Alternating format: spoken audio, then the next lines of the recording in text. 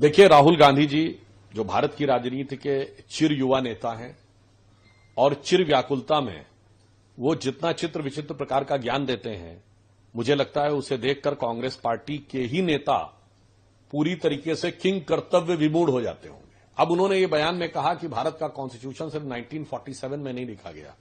शायद श्री राहुल गांधी जी को पता नहीं कि भारत का संविधान 26 नवंबर 1949 को लिख के तैयार हुआ।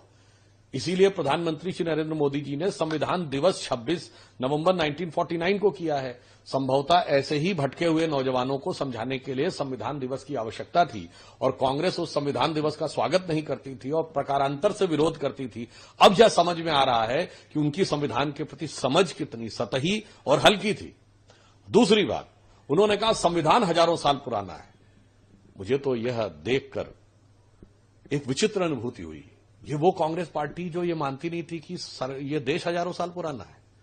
ये तो वो लोग कहते थे कि ये देश मुगलों ने आके बनाया, एक किया, या अंग्रेजों ने आके एक किया।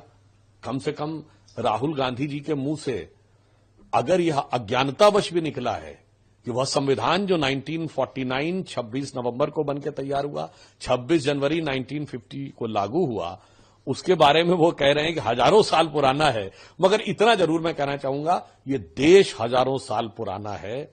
और प्रधानमंत्री श्री नरेंद्र मोदी जी ने जब अमृतकाल की बात कही थी तो उन्होंने क्या कहा था, 25 साल का हमारा लक्ष्य है। और उन्होंने कहा था इन 25 वर्षों में भारत वो आधार बनाएगा जो आने वाले 1000 साल तक के भारत का आधार बनाएगा। तो हम वो देश हैं जिसका इंस्पिरेशनल सिविलाइजेशनल है। हम हजारों साल पुराने इतिहास से प्रेरणा लेते हैं, 25 वर्ष का एजेंडा रखते हैं और 1000 साल के इतिहास पर दृष्टि रखते हैं। कांग्रेस की सोच और कांग्रेस का जो कंफ्यूजन है वो कांग्रेस पार्टी की नीतियों से लेकर अब राहुल गांधी के बयानों तक में दिखने लगा है। और ये मैं ये भी कहना चाहता हूं कि बाबा साहब अंबेडकर की जयंती आ रही और हम लोग पूरा एक पखवाड़ा मनाने जा रहे हैं। ये कहना कि हजारों साल पुराना संविधान है, मुझे लगता है ये बाबा साहब अंबेडकर जी के प्रति उनकी अज्ञानता और अवमानना दोनों का प्रतीक है।